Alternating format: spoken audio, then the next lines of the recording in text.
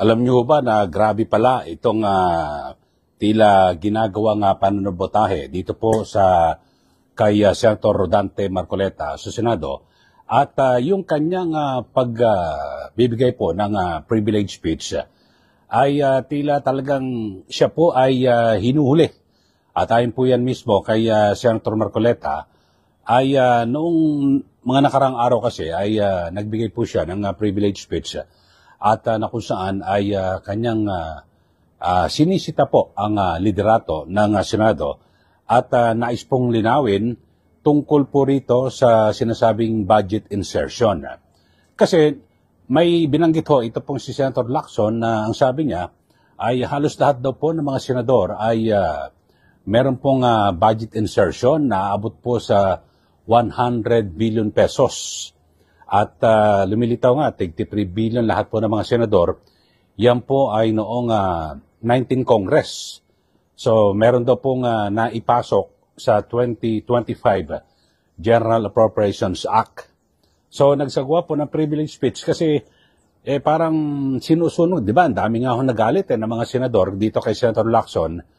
At tila, di ba, parang pinasasama niya ho ang kanyang kapwa senador. So dito ho, yung privilege speech na pala yun ni Senator Marcoleta, nasa agenda ho. Dapat ho ay talagang, ang nais, maikli lang naman kanya sasabihin ang nais sana niya ay siya na ang mauna.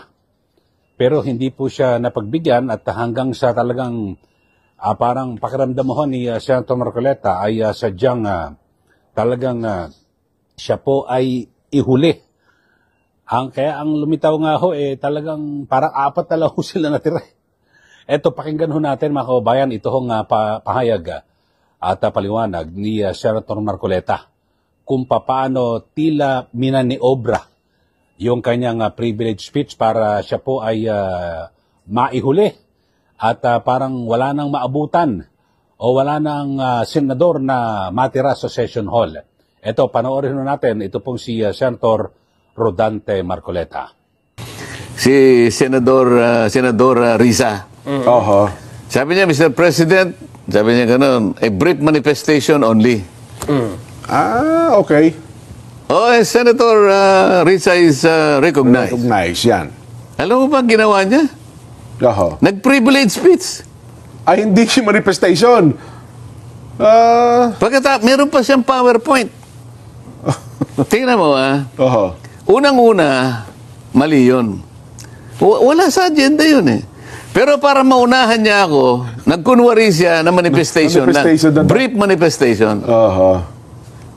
Alam mo, Nelson, Jen, mga kababayan na nakikinig, ako po, mapagparaya ako Opo. Tinitiis ko po yan Kahit na labag na sa tuntunin, ginagawa nila.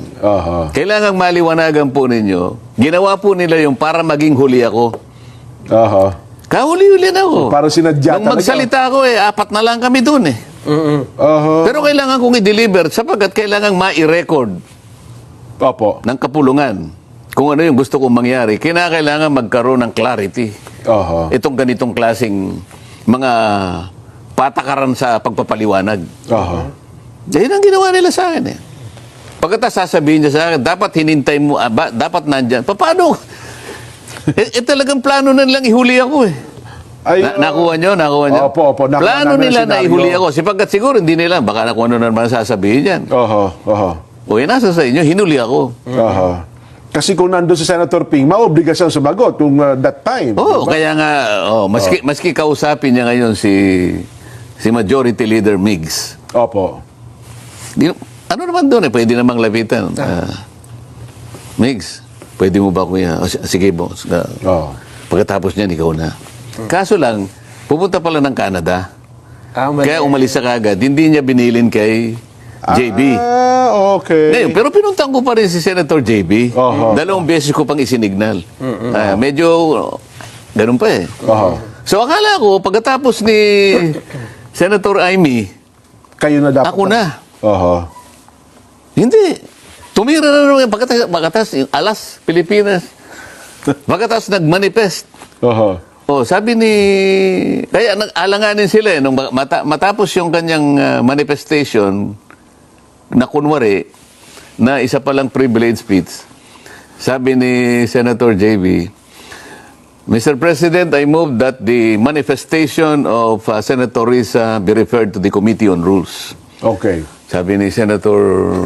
sabi ni SP. Is that a manifestation or a privilege speech? Oo nga, oo naman. Sabi ni Risa, well, maybe gagano-gano. Na-technical, ano na sila eh. Talagang gano'n. Ako naman, okay lang. Sige. Nako. Di ba?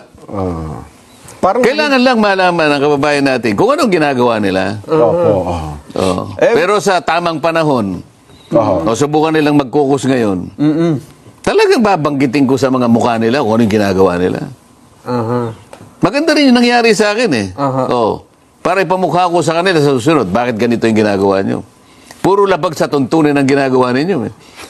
Sa atin, kumisan, may pakiusapan talaga rito eh. Meron akong pagkakataon talaga na pagbibigyan naman ako eh. Pero yun talagang, alam ko, sinadya nila na akong gawin pinakahuli.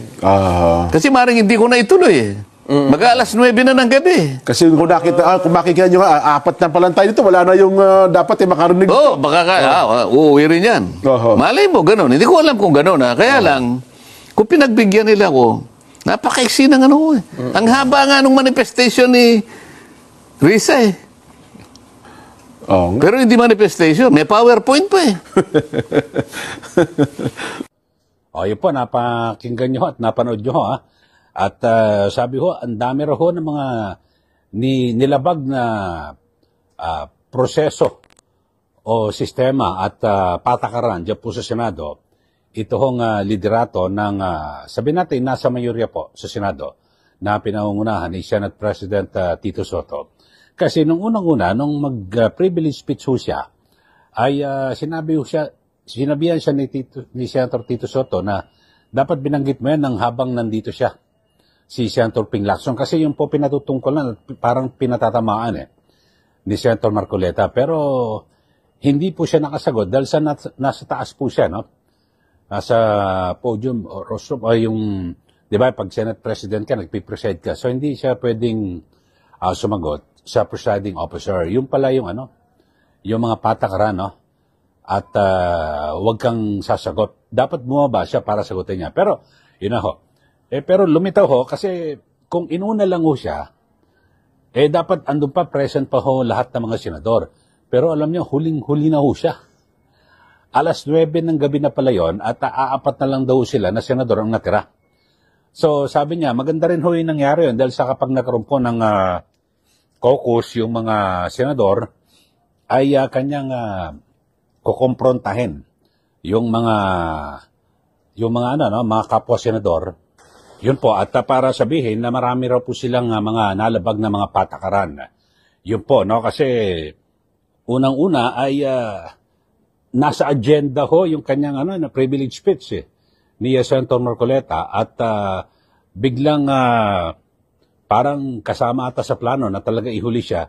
Pinasingit ho itong si Senator Risa Ontiveros na nagtago sa sinasabi niyang brief manifestation. Yung pala privilege speech niya kasi may PowerPoint pa. 'Di ba kung mag-manifestation ka lang, magmamanifest ka, kumbaga sa sisingit ba isang tanong nga, maikli lang yon. Pero ang nangyari ho, mga kababayan, yun nga ho, talaga may PowerPoint pa. So talagang pakiramdam ho ni Senator Marcoleta ay sadyang inihuli siya. Siguro pinag-uusapan ho ng mayor, naku baka kung ano naman sasabihin yan ni Marcoleta. So parang ganon. So kayo ho, ano man sasabi niyo ho sa ating mga kababayan na sumusubaybay dito po sa ating channel at dito po sa inilatag na karanasan ni Senator Marcoleta na kung saan ay tila minaniobra o sinasabutahe yung kanyang privilege speech para wag siyang mauna at talagang ihuli siya na baka kung sakaling late ka na, gabi na, pwede ka umatras. Wag na ako mag-privilege speech, late na, huling-huli na ako, mag-uuwian kumbaga sa Pero hindi, itinuloy ho ni Senator Marcoleta para maitala raw po sa record ng Senado yung kanyang mga sasabihin. Siguro sa mga nauna nating vlog, mga kababayan, ay binanggit naman natin yung laman ng kanyang talumpati, yung malayang talumpati o privilege speech sa Senado na kung saan ay kung may question dito po sa naging pahayag ni Senator Lacson patungkol po sa budget insertion na pinasama po ang imahe ng Senado at parang tila siya lang po ang malinis. Ayun. So, 19th Congress, bagamat hindi naman kasama si Senator Marcoleta noong 19th Congress kasi congressman po siya. Pero marami po sa mga senador talagang tinamaan at naghinanakit. Kaya yun ho. At ito nga po, di ba, ang naging dahilan, sabi nga po ni Senator J.B. Ejercito, na parang nag-isip po siya na kumalas sa majority. Kaya ho, ano pong masasabi niyo at komentaryo at tila talagang sunod-sunod po yung mga nangyayaring kapalpakan at nagkakabistuhan, no? Mukhang iba yung galawan ni na Senator Ping Lacson at Senate President Tito Soto, mga kababayan. At ewan ko lang ho, kapag nagpatuloy yan, kasi may mga report na mukhang marami na raw po ang nadidismaya na mga senador. So hindi po malayo na magkaroon na naman ng pagbabago sa liderato ng Senado. Okay, so sa mga bago lang po sa ating channel, subscribe na po kayo. At huwag niyo pong kalimutan na i-like at i-share ito pong ating channel para kayo po ay laging updated. Ang buod po ng ating pinag-usapan ngayon, ito ang sinasabing tila na minaniobra o sinabutahe ang privilege speech ni Senator Marcoleta para wag na nang ituloy o wala na hong tao sa session hall. 4 na lang sila. Tapos parang sisihin pa siya ni Senator Soto na dapat nung binanggit mo yan, nandun si Senator Ping Lacson, nasa agenda. Kung talagang gustong pakinggan ho ni Senator Lacson yung kanyang speech, dapat nandun siya. Di po ba? Alam niya namang magsasalita, baka umiskierda na.